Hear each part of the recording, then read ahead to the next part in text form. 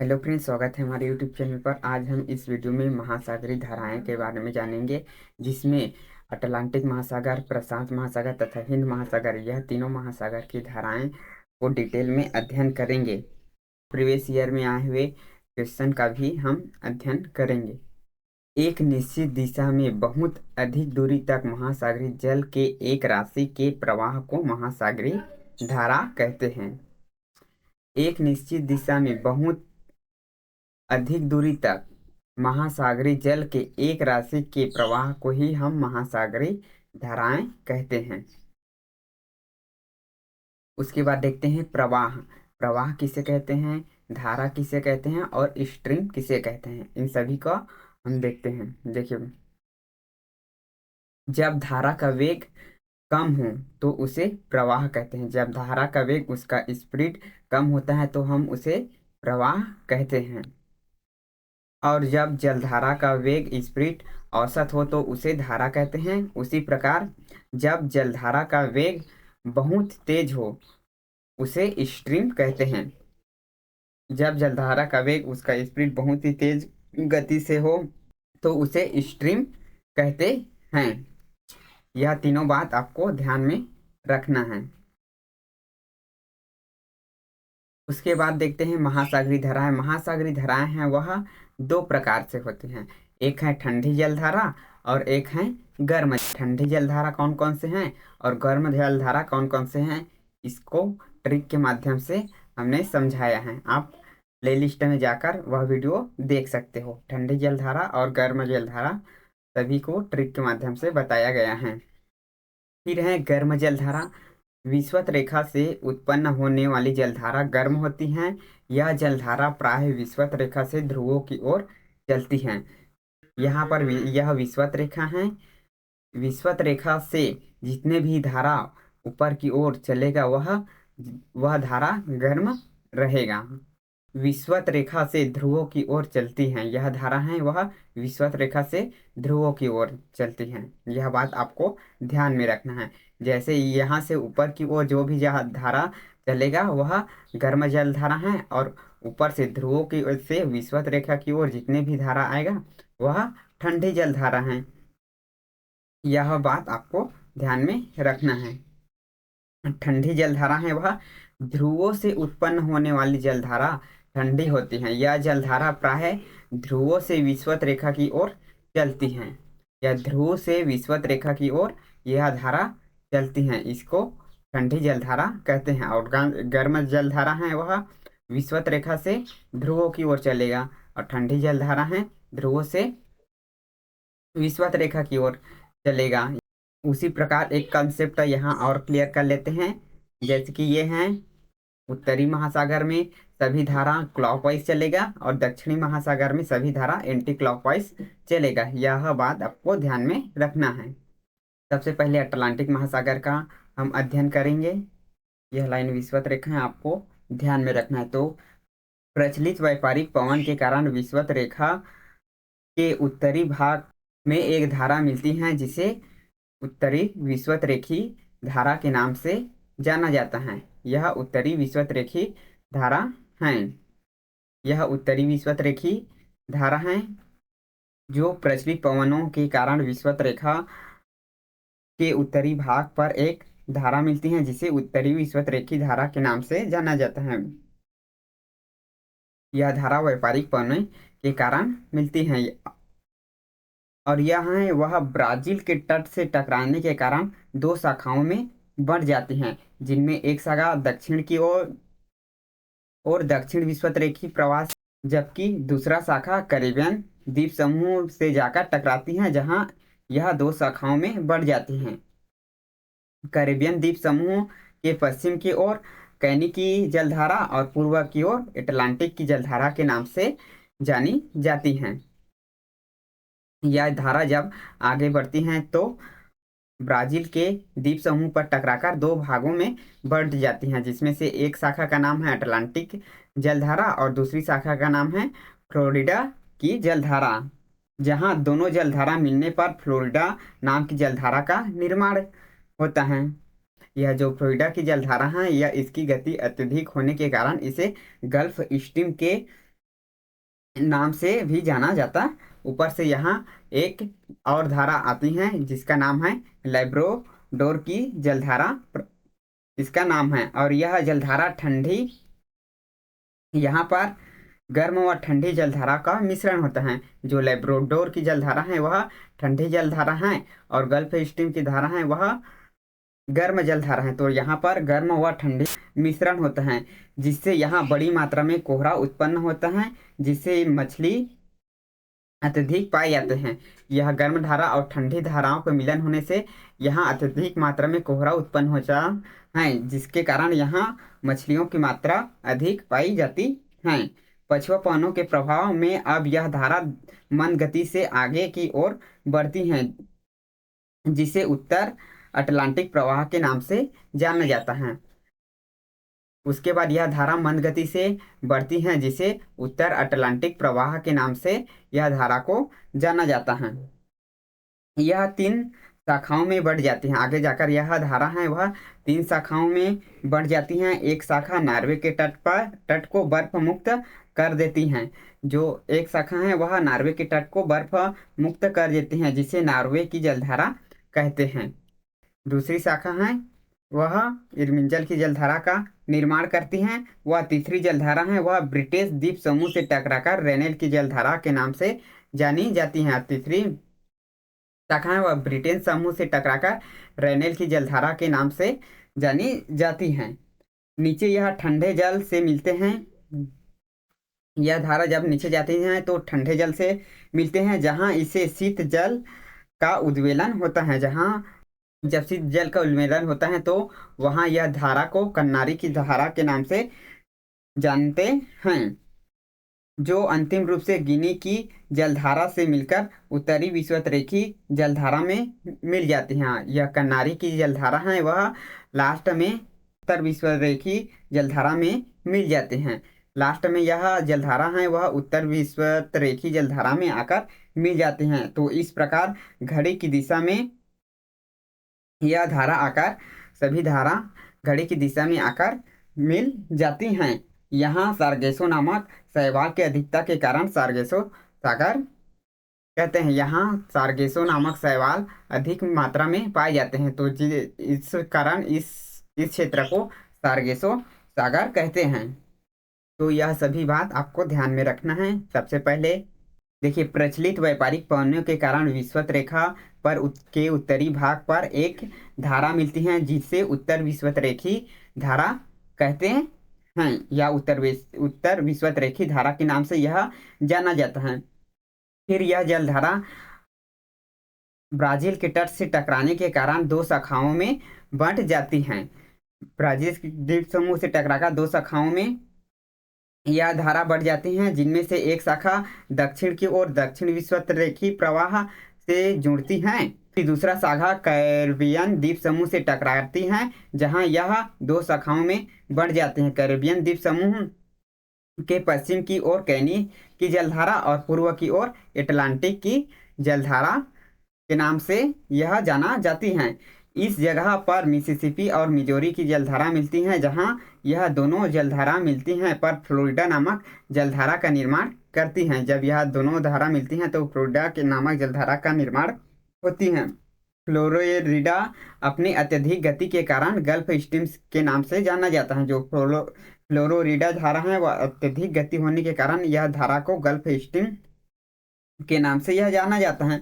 Gulf stream धारा ऊपर Labrador की ठंडी धारा को प्रवाहित करती हैं और यह गर्म धारा में मिश्रण हो जाती हैं। गल्फ स्ट्रीम की जलधारा है उसमें लैब्राडोर से ठंडी जलधारा आती हैं, जिसे लैब्राडोर की ठंडी जलधारा कहते हैं। और यह गर्म व ठंडी जलधारा के मिश्रण यहाँ होता है, जिसके कारण यहाँ बड़ी मात्रा में कोहरा उत्पन्न होते हैं, जिससे यहाँ मछली अत्यधिक मात्रा में पाए जाते हैं। पछुआ पवन के प्रभाव से अब यह धारा मंद गति से आगे प्रवाहित होती हैं, जिसे उत्तर अटलांटिक प्रवाह के नाम से जाना जाता है। फिर यह 3 शाखा में आगे जाकर बढ़ जाती है। एक शाखा नार्वे के तट को बर्फ से मुक्त करती हैं, जिसे नॉर्वे की जलधारा कहते हैं। वह दूसरी शाखा आइसलैंड से टकराकर इरमिंजल की जलधारा का निर्माण करती हैं। वह तीसरी जलधारा है, वह ब्रिटेन द्वीप समूह से टकराकर रेनेल की जलधारा जानी जाती है। शीत जल उल्बेलन के कारण यह जलधारा किनारी की जलधारा के नाम से जाना जाता है, जो उत्तर विषुवतरेखी की धारा में लास्ट में यह धारा जाकर मिल जाती हैं। इस प्रकार यह घड़ी की दिशा में चलते हुए मिल जाती हैं। यहाँ पर सारगेसो नामक शैवाल का अधिकता के कारण इसको सारगेसो सागर कहा जाता है। फिर है दक्षिणी अटलांटिक महासागर का दक्षिणी विषुवतरेखी धारा। यह दक्षिण विषुवतरेखी धारा है जो आगे जाकर उत्तर विषुवतरेखी धारा के साथ मिलती है। यह ब्राजील के तट से टकराकर मुड़ जाती हैं। यह धारा है वह ब्राजील के तट से टकराकर मुड़ जाती हैं। ब्राजील की जलधारा के नाम से जाने जाते हैं। फॉकलैंड द्वीप समूह पर मिलने पर इसे फॉकलैंड की जलधारा कहते हैं। यहाँ पर फॉकलैंड द्वीप समूह है, यहाँ यह जलधारा मिलते हैं, इस कारण इसे फॉकलैंड द्वीप समूह कहते हैं। आगे यह दक्षिण अटलांटिक जलधारा के नाम से यह जाने जाते हैं। तो आगे यह ठंडी जलधारा से टकराकर ऊपर उठती हैं, तो इसे वेगुएला की जलधारा कहते हैं और यह विषुवतरेखी जलधारा पर जाकर मिल जाते हैं। फिर यह जलधारा है वेगुएला की जलधारा विषुवतरेखी की जलधारा में जाकर मिल जाते हैं। इस प्रकार यह जलधारा एंटी क्लॉकवाइज घड़ी की दिशा की विपरीत दिशा में चलकर मिल जाती हैं। पर और देख लेते हैं। यह दक्षिण विषुवतरेखी धारा है जो आगे जाकर उत्तर विषुवतरेखी धारा के साथ मिलती हैं। यह ब्राजील के तट से टकराते कर मुड़ती हैं, तो इसे ब्राजील की जलधारा कहते हैं। फॉकलैंड द्वीप समूह पर मिलने पर इसे फॉकलैंड की जलधारा कहते हैं। आगे यह अटलांटिक धारा के नाम से जानी जाती है। फिर आगे ठंडी जलधारा से टकराकर ऊपर की ओर मुड़ती हैं, तो इसे वेगुएला की जलधारा कहते हैं और विषुवतरेखी जलधारा में जाकर मिल जाते हैं। इस प्रकार यह जलधारा एंटी क्लॉकवाइज में अपनी दिशा पूरा कर विषुवत रेखा में जाकर मिल जाती हैं। फिर अटलांटिक महासागर में कितने जलधारा हैं? गर्म जलधारा और ठंडी जलधारा को देख लेते हैं। गर्म जलधारा है वह उत्तर विषुवतरेखी की फ्लोरिडा की जलधारा है। अटलांटिक की जलधारा गर्म जलधारा है। गल्फ स्ट्रीम की जलधारा वह गर्म जलधारा है। फिर उत्तरी अटलांटिक प्रवाह है। इरमिंजर की जलधारा है। रेनिर की जलधारा है और ब्राजील की जलधारा है। यह सभी अटलांटिक महासागर की गर्म जलधाराएं हैं। अटलांटिक महासागर में ठंडी जलधारा है वह है पहला लैब्राडोर की जलधारा, फिर कन्नारी की जलधारा, उसके बाद है दक्षिण अटलांटिक प्रवाह वेनेजुएला की जलधारा, फिर फॉकलैंड की जलधारा। यह अटलांटिक महासागर की सभी जलधाराएं हैं। अब देखते हैं प्रशांत महासागर की जलधाराएं। व्यापारिक पवन के प्रवाह में विषुवत रेखा की ओर उत्तर विषुवत रेखी धाराओं का जन्म होता है। व्यापारिक पवन के प्रवाह में यहाँ विषुवत रेखा है। विषुवत रेखा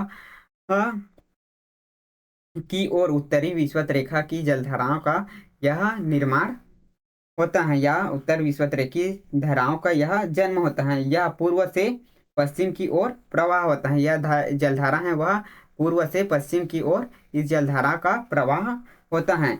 यह जापान के पूर्वी शाखा पर टकराकर दो भाग में बढ़ जाती हैं। जो उत्तर विषुवतरेखी जलधारा है वह जापान के पूर्वी शाखा पर टकराकर दो भागों में बढ़ जाती हैं। जापान के पूर्वी किनारे पर इसे क्यूरोशियो की जलधारा कहते हैं। पूर्वी किनारे पर इसे क्यूरोशियो की जलधारा कहते हैं और फिर सुशीमा की जलधारा कहते हैं या सुशीमा की जलधारा के नाम से यह जाना जाता है।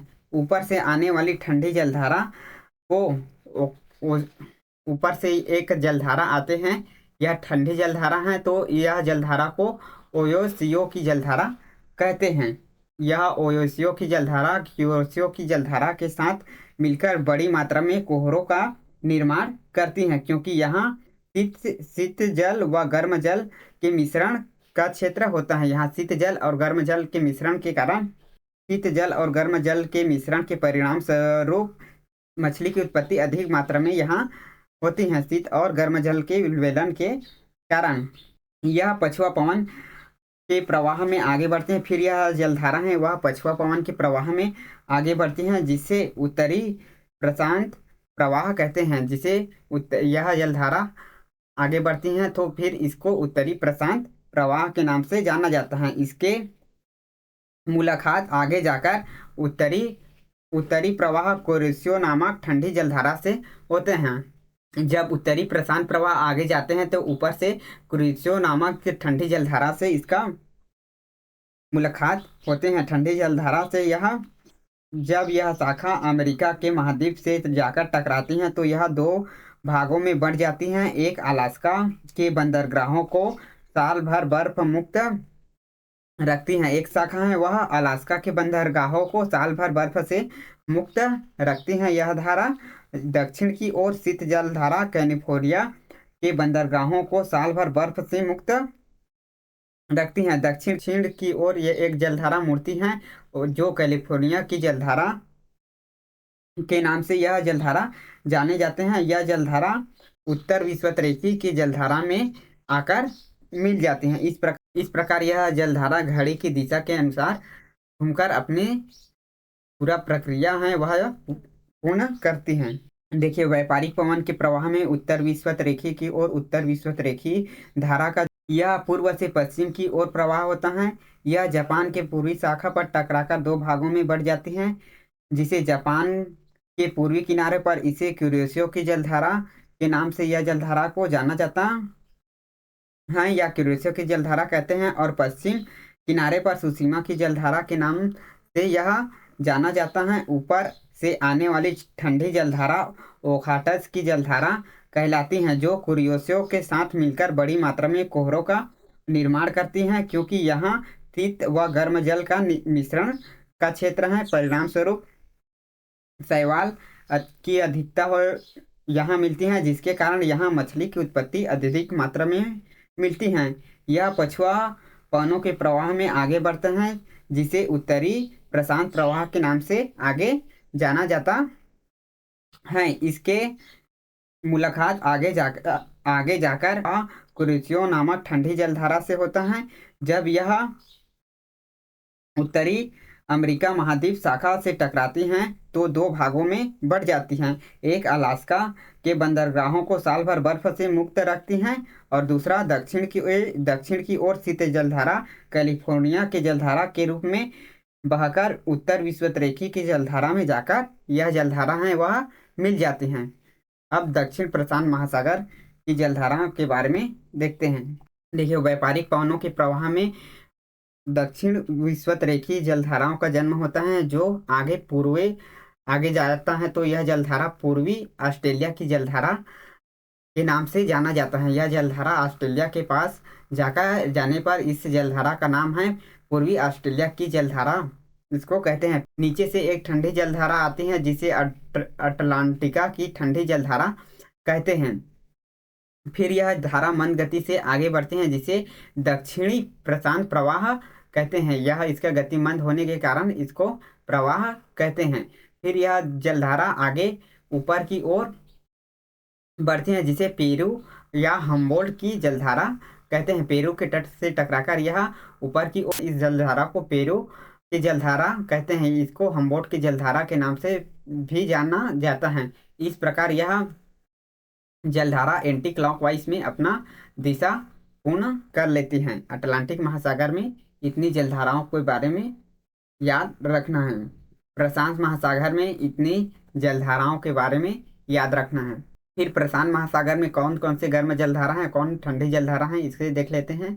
प्रशांत महासागर की गर्म जलधारा जिसमें से हैं पहला क्यूरोसियो की जलधारा, सुसीमा की जलधारा, अलास्का की जलधारा, पूर्वी ऑस्ट्रेलिया की जलधारा। फिर है ठंडी जलधारा में अंटार्कटिका की जलधारा, ओयोसियो की जलधारा, क्यूराइल की जलधारा और पेरू जलधारा। यह प्रशांत महासागर की जलधाराएं हैं। अब देखेंगे हिंद महासागर की जलधाराएं। हिंद महासागर की जलधाराएं यह विषुवत रेखा है। विषुवत रेखा के ऊपरी भाग में एक धारा चलती है जिसे उत्तरी विषुवत रेखा की जलधारा कहते हैं। दक्षिण भाग में यहाँ पर व्यापारिक पवनों के प्रवाह के कारण एक धाराओं का जन्म होता है, जिसे दक्षिण विषुवतरेखी जलधारा के नाम से जाना जाता है। फिर यह धारा आगे जाता है तो यह अफ्रीका के तट पर एक द्वीप समूह पर टकराकर यह दो भागों में बढ़ जाते हैं, जिसमें एक शाखा को कहते हैं मोजाम्बिक की जलधारा और दूसरे शाखा को कहते हैं मेडागास्कर की जलधारा। फिर यह जलधारा नीचे अबुलहास की एक ठंडी जलधारा आती है, इससे टकराती हैं। फिर इसकी गति टकराने के कारण मंद हो जाती हैं, जिस कारण इस जलधारा पर नीचे एक जलधारा प्रवाहित होते हैं जो दक्षिण हिंद प्रवाह के नाम से जाने जाते हैं। दक्षिण हिंद प्रवाह के नाम से यह जाने जाते हैं। इसकी गति है वह मंद होते हैं, इस कारण यह जलधारा को प्रवाह कहते हैं। फिर ऑस्ट्रेलिया से टकराकर यह धारा ऊपर की ओर बढ़ती है। ऑस्ट्रेलिया के पश्चिम तट पर यह जलधारा टकराकर ऊपर की ओर बढ़ती हैं, तो यह जलधारा को पश्चिम ऑस्ट्रेलिया की जलधारा कहते हैं। पश्चिम ऑस्ट्रेलिया की यह जलधारा इसको कहते हैं। इस प्रकार यह जलधारा अपने एंटी क्लॉकवाइज में अपनी दिशा पूरा कर लास्ट में दक्षिण विषुवत-रेखी की जलधारा में जाकर यह जलधारा मिल जाती है। हिंद महासागर में कौन कौन से जलधारा ठंडी हैं और गर्म हैं, इसको देख लेते हैं। पहले गर्म जलधारा है वह उत्तरी विषुवत-रेखी की जलधारा, दक्षिण विषुवत-रेखी की जलधारा, मोजाम्बिक की जलधारा, मेडागास्कर की जलधारा और अबुलहास की जलधारा। यह सभी जलधारा हिंद महासागर की गर्म जलधारा हैं। ठंडी जलधारा में दो ही जलधारा हैं, दक्षिण हिंद प्रवाह और पश्चिम ऑस्ट्रेलियन की जलधारा। यह दो ही धारा हिंद महासागर की ठंडी जलधारा है। अब हम प्रीवियस ईयर में आए हुए क्वेश्चन को देख लेते हैं। देखिए, विश्व के सबसे तेज बहने वाली जलधारा है, तो विश्व के सबसे तेज बहने वाली जलधारा है गल्फ स्ट्रीम की जलधारा। यह तेज गति से बहने के कारण इसको स्ट्रीम नाम दिया जाता है, इस कारण इस जलधारा का नाम है गल्फ स्ट्रीम की जलधारा। अगला है, वह कौन सी सबसे बड़ी धारा है जिसे उसके काले पानी के कारण काली धारा कहा जाता है। काले पानी के कारण काली धारा क्यूरोसियो की जलधारा को काली धारा कहते हैं। क्यूरोसियो की जलधारा को काली धारा कहते हैं। निम्नलिखित में कौन सी महासागरीय जलधारा यूरोप का गर्म कंबल के नाम से जाना जाता है। गल्फ स्ट्रीम की जलधारा को यूरोप के गर्म कंबल के नाम से जाना जाता है। अगला है, निम्नलिखित में से कौन सी महासागरीय धारा अटलांटिक महासागर में नहीं पाई जाती। तो पेरू की जलधारा है वह अटलांटिक महासागर में नहीं पाई जाती। इस द्वीप द्वारा अबुलहास जलधारा को दो भाग में विभक्त हो जाती हैं, तो मेडागास्कर द्वीप से टकराकर यह दो भाग में बंट जाती हैं। निम्नलिखित में से कौन सी एक ठंडी जलधारा है। तो क्यूरोसियो की जलधारा यह गर्म जलधारा है। रेनेल की जलधारा है, यह भी गर्म जलधारा है। गल्फ स्ट्रीम ये भी गर्म जलधारा है। और लेब्राडोर की जलधारा है वह एक ठंडी जलधारा है। तो ब्राजील की जलधारा है वह दक्षिण अटलांटिक महासागर में पाया जाता है, यह सही है। हम्बोल्ट की जलधारा है, यह प्रशांत महासागर में हम्बोल्ट की जलधारा नहीं पाए जाते। गल्फ स्ट्रीम की धारा है यह अटलांटिक महासागर में पाया जाता है। अबुलहास की धारा है यह हिंद महासागर में पाए जाते हैं। अगला है, निम्नलिखित में से शीत समुद्री जलधारा है। तो शीत समुद्री जलधारा है यह गल्फ स्ट्रीम की जलधारा शीत समुद्री जलधारा है। निम्न में से कौन सी गर्म महासागरीय जलधारा है। तो गर्म महासागरीय जलधारा है वह गल्फ की धारा है वह गर्म महासागरीय जलधारा है। अगला है, सुमेलित कीजिए क्यूरोसियो की जलधारा। तो क्यूरोसियो की जलधारा है वह कहाँ पाया जाता है। तो क्यूरोसियो की जलधारा है वह प्रशांत महासागर की यह उष्ण जलधारा है। पेरू की जलधारा है वह प्रशांत महासागर की यह लेब्राडोर की जलधारा है यह अटलांटिक महासागर की ठंडी जलधारा है। और फ्लोरिडा की जलधारा है वह अटलांटिक महासागर की उष्ण जलधारा है। यहाँ हमने सभी महासागर की जलधारा के बारे में देखे हैं, साथ ही साथ प्रीवियस ईयर के क्वेश्चन को भी देखे हैं। यदि आपको इस वीडियो को PDF चाहिए तो हमारे टेलीग्राम चैनल पर जाकर इसका PDF प्राप्त कर सकते हो।